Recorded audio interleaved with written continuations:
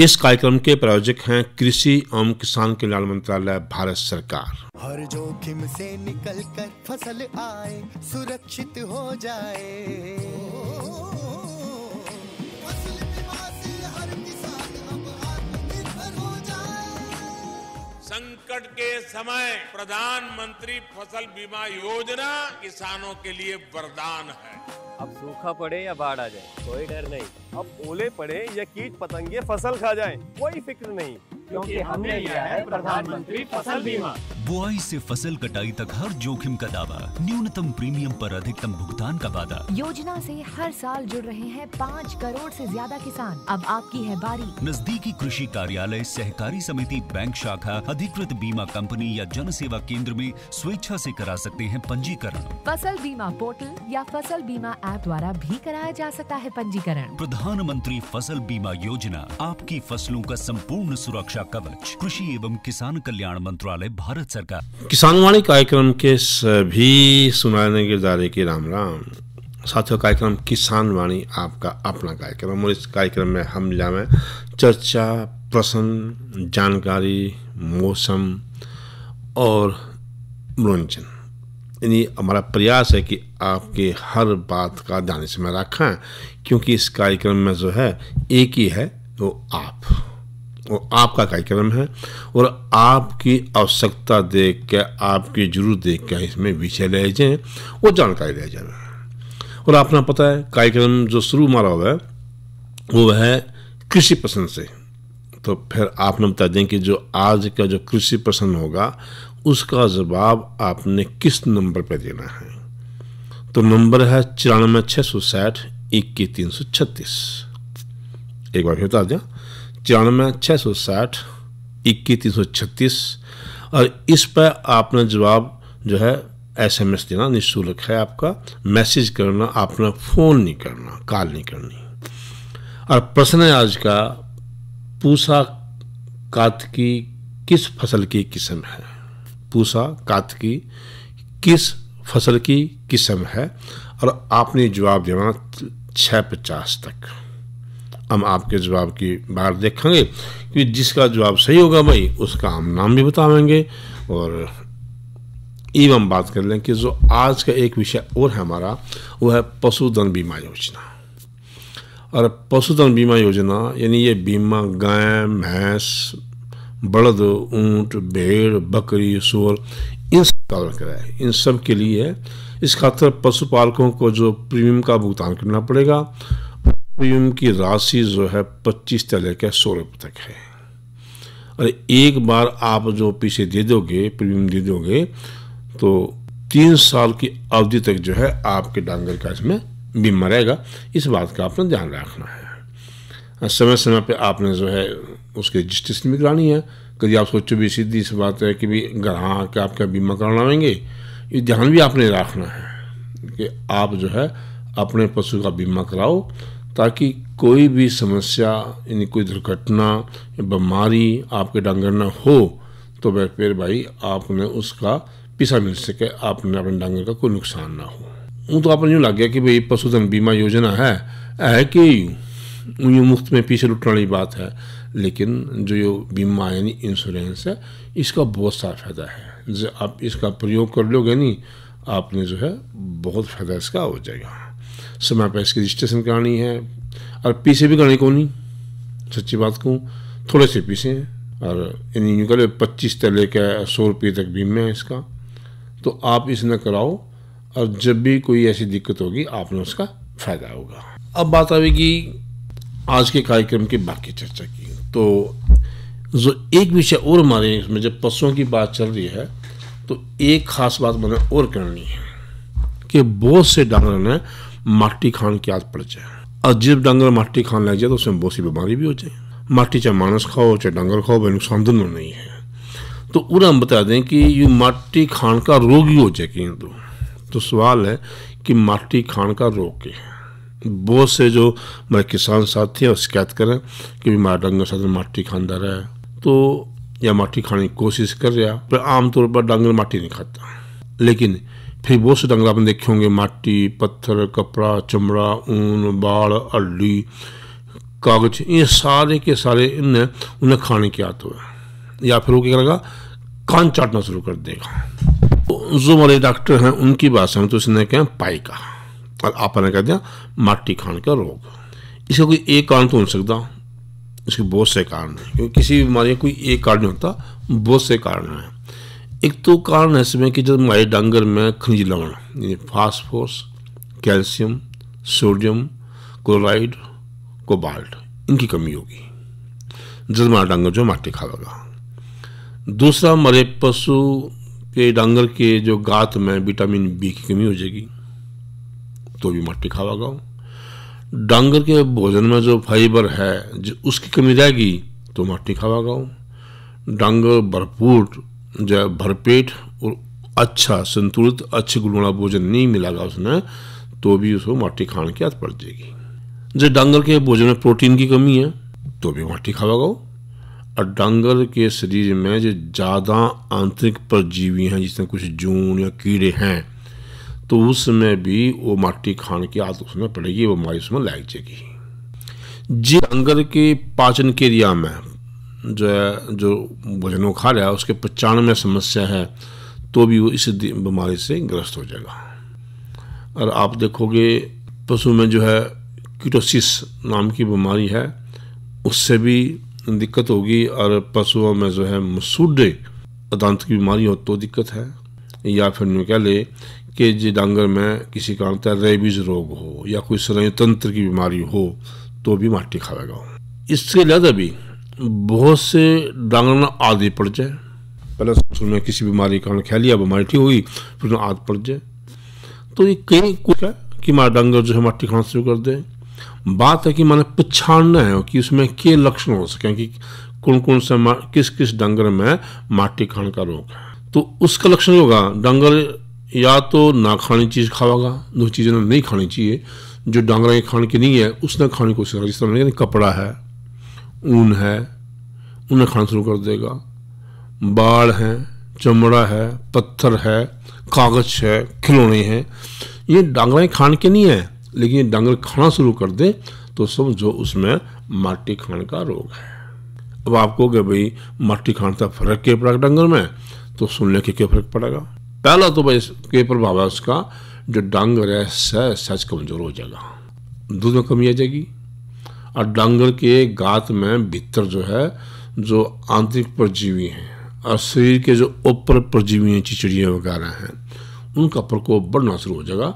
डांगर कमजोर हो जाएगा, वहाँ तकड़े हो जाएंगे। और डांगर में लगातार जो है अफारे की समस्या रहेगी।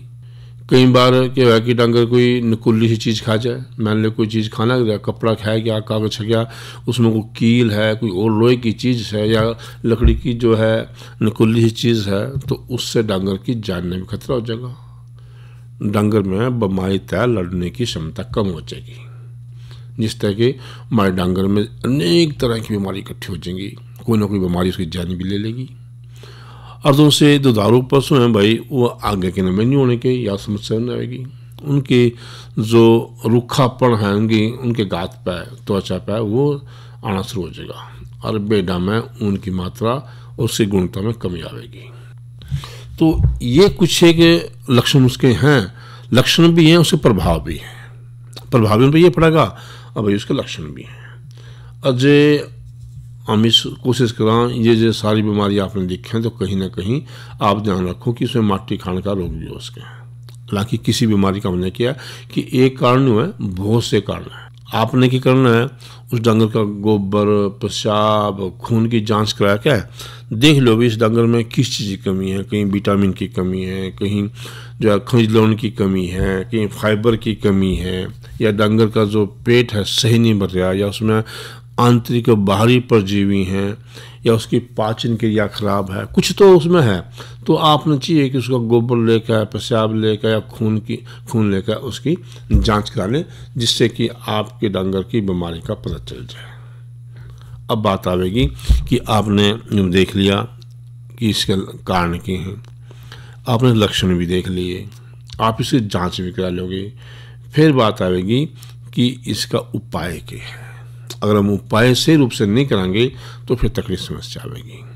सब तो पहले तो आपने क्या करना है कि जो भी इस रोग का डांगर है उसके कारण के हैं इन्हें पता करके और उस नाम दूर कर सके। उसके क्या लगे, जब तक वह आवेंगे कारण पता करोगे, आप कई बार अड़कस भी कर जोगे, कई बार जांच में भी देरी हो जाए, आप जब तक बात तो देखोगे नहीं आप। तो आपने जब तक क्या करना, एक तो डांगर तक भरपूर भोजन देना, कोशिश करना कि अगर नहीं खा रहे ना तो उसने बढ़िया सा उसमें नून नान मिला के कोई और चीज़ मिला के दे दो जिससे वो अपना पेट भर ले। और डांगर की जो अफसानी करोगे, जो आला है सूखा है, जो भी करोगे उसमें फाइबर अच्छी मात्रा में, उसमें अच्छी मात्रा में प्रोटीन भी हो और भाई खनिज लवण भी हो, ये भी देना आपने। इसे हम बार बार कहें कि अपने डांगर ने रोज़ जो है 40 ग्राम खनिज लवण दे करो, मिनरल मिक्सचर जिन्हें बोलते हैं, मैं जरूर दे करो रोज़ की रोज़। इस वास्ते बार बार हम जो जितने भी कार्यक्रम हैं, जब भी डांगरा की बात हो हम यही बात करा कि डांगर ने हमेशा खनिज लवण दो, ताकि जो खनिज लवण की कमी है वो पूरी हो जाए और वो कई बीमारियों से बच जाए। खाली माटी खाने की बीमारी तो नहीं, बहुत सी बीमारियों में खनिज लवण के कारण शरीर में कमजोरी आ जाएगी, तो उससे बच जाओ। जिस शरीर में खनिज लवण नहीं होंगे तो भाई उससे बीमारी से लड़ने की क्षमता भी कम हो जाएगी और डांगर भाई एकदम कमजोर होकर सहज मात्रा दूर जा लेगा, नुकसान बहुत तगड़ा हो जाएगा। तो इस वास्ते आपने खनिज लवण तो देने नियम बना लो कि माने अपने डांगर तय खनिज लवण तो रोज देने हैं, बाकी उसके उम्र के हिसाब तक कितने देना है हम बार बार चर्चा हर कार्यक्रम में कर रहे हैं। और जब भी पशुओं का कार्यक्रम हो, बिना पशुओं का कार्यक्रम हो, हम किसानवाड़ी में इसकी चर्चा करते हैं। और कोशिश ये करनी है कि जो भी आप खनिज लवण दोगे डांगर ने वो अच्छी क्वालिटी का, अच्छी गुणवत्ता वाला हो, न्यू नहीं तो ले दो। हम बार बार कहें कि अपने डांगर ने नमक रोज दो, और सेंधा नमक दोगे आप, काला नमक जो भी दोगे आप, सेंधा काला, लेकिन दौड़ा नहीं उनके यहाँ। तो आप अपने डांगर ने जो है नमक रोज दो, क्योंकि नून खानते नहीं उसकी जो पाचन क्षमता है वो ठीक होगी।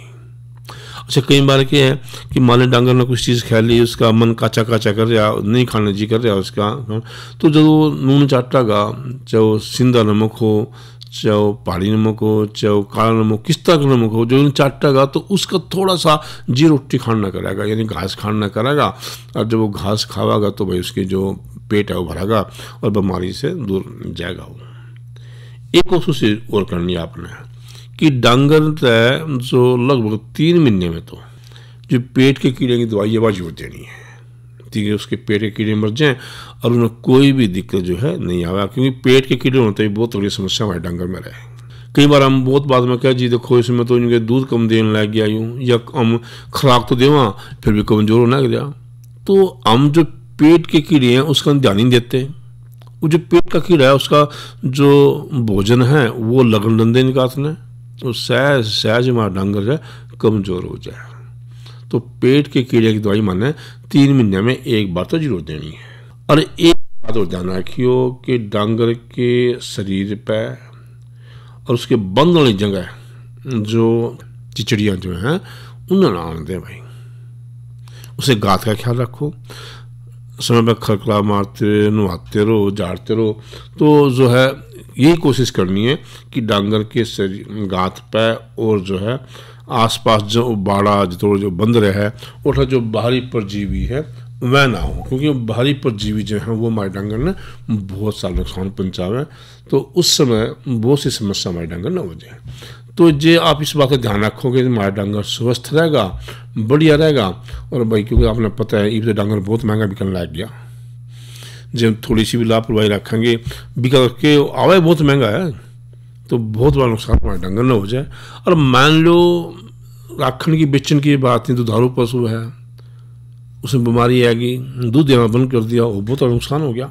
तो इस बात का ध्यान रखोगे और अपना बढ़िया और अच्छा डांगर जो आप स्वस्थ डांगर रखोगे और भाई दूध भी पियोगे, जो खेत में काम कराना खेत में काम करेगा।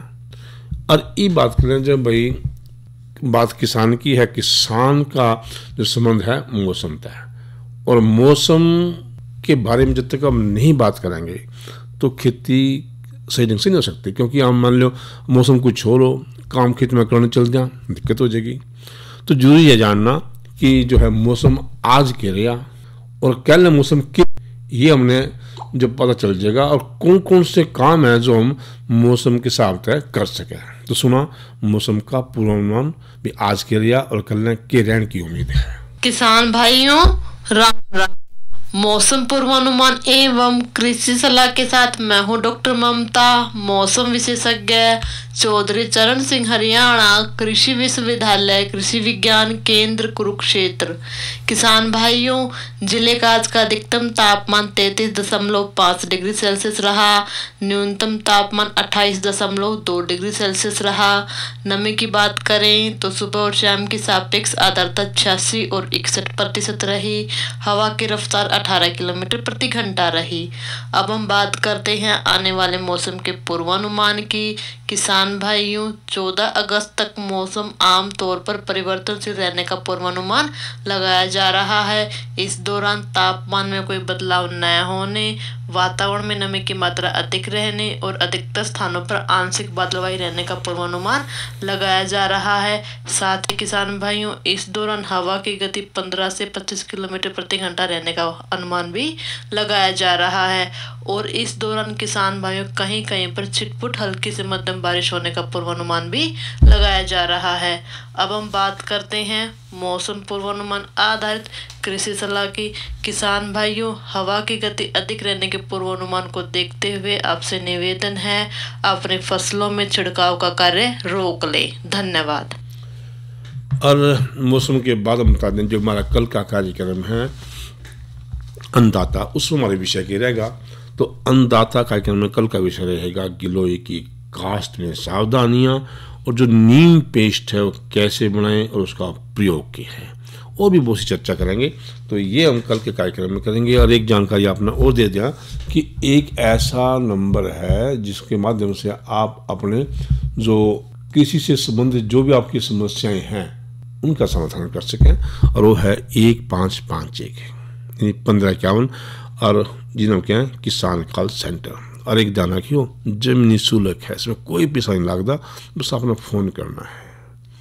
और आपको अगर गुजारी भाई बात तो बात करो जो एक आधा गीत भी सुना दे, रागनी सुना दे, तो आपने सुनावा एक रागनी। रे बेईमाना वरे लालच खोटा, रे दुग्धा मा दुख वो सा, शांति का धन सफल कमाए, सब्र करे सुख वो सा। बेईमाना और लालच खोटा, दुग्धा मा दुख वो सा, शांति का धन सफल कमाए, करे सुख हो सा।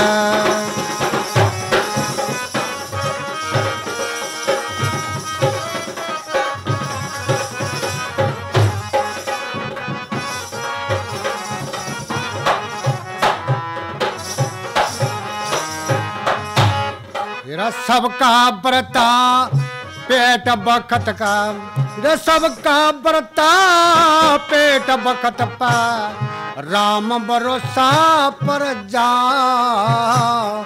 सबना देता तोल तोल के, हाथ यारी कानर जा। कोई ऊंचा कोई नीच बना दिया, न्यारा न्यारा दर्जा, किसी का घर की पूंजियों से, किसी के सिर पा कर जा। मुक्ति कैसी आब वत्र जा, मेरा मारी सीटों का वो सा, शांति का धन सफल कमाए, सब्र करे सुख हो।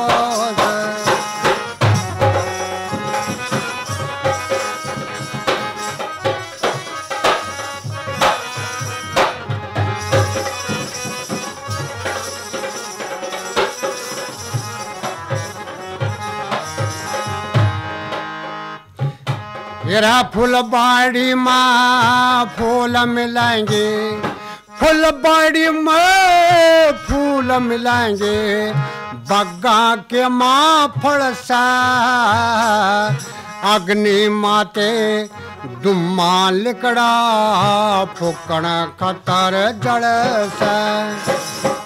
पुण्य पाप की नदी बह दो पार वोण ना पुलसा तिरिया माँ बेसबरे चल तार पोरी पोरी छड़ सा तिरिया माँ बेसबरे चल तार पोरी पोरी छड़ सा एक इंजन याड़ी लगरी कलसया और दम तुक तो कहो सा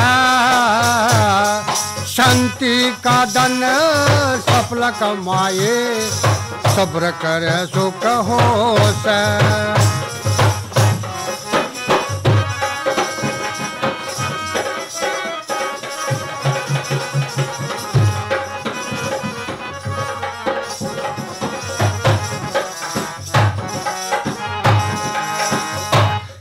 फंके के माँ पवन बताई रे फंके के माँ पवन बताई धंधे के माँ धन सा इरकत के माँ बरकत को न्या धरती के मायन सा बदल माते पटी बिजली नबी के माँ घन सा उसका ज्ञान लागनारा मुश्किल जिसका डगमग मन से एक शेर से कारी 11 बन एक शेर से कारी 11 बन कोई बिरला सुन मखो सा शांति का धन सफल कमाए सब्र करे सुख हो सा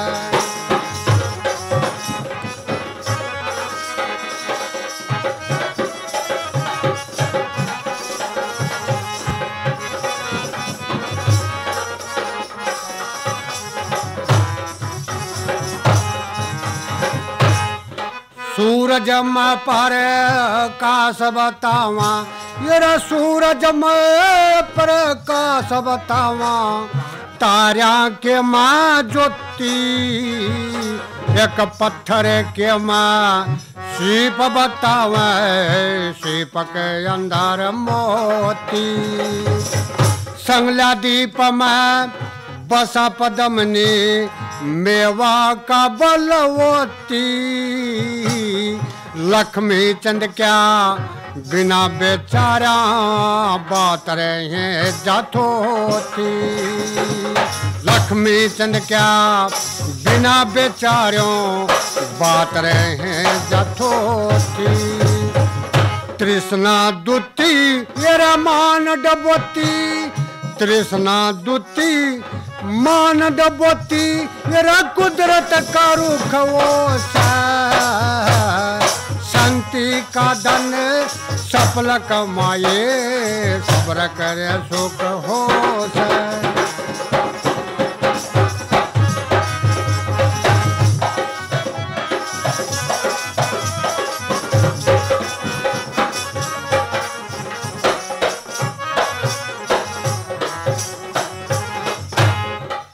और ये आप बता दें कि मैंने एक प्रश्न आप तक पूछा था जो था कि पूसा केत की आकात की कौन सी जो है फसल की किस्म है, तो वो जो किस्म है बंद गोभी और फूल गोभी की है। और जो सही जवाब आया हमारे पास हरनप्रीत सिंह नगर से और नगर से इंद्राज सिंह, तो इन दोनों साथियों को बहुत बहुत बधाई, इनका जवाब एकदम सही है। और ये चलते हुए एक बात कर रहे हैं कि जो है मोटे अनाज का क्या महत्व है उसके कृषि के अंदर, उस पर थोड़ी सी चर्चा कर लें, क्योंकि मोटे अनाज के बारे में बार बार बात कर रहे हैं। तो जो मोटे अनाज की खेती कार्बन जो है फुटप्रिंट है उन्हें कम करने में जो है काफ़ी सहायक है। इसके अलावा जो मोटे अनाज देश की खाद्य और पोषण सुरक्षा में बड़े पैमाने पर अपना योगदान भी दे है। इनतई जो न्यूट्रिशियस के रूप में जाना जाए, क्योंकि मानव जो मानस के जो गात में जो सामान्यतः काम काज करते इनकी ज़्यादा से ज़्यादा जो पोषक तत्वों की जरूरत पड़ा है।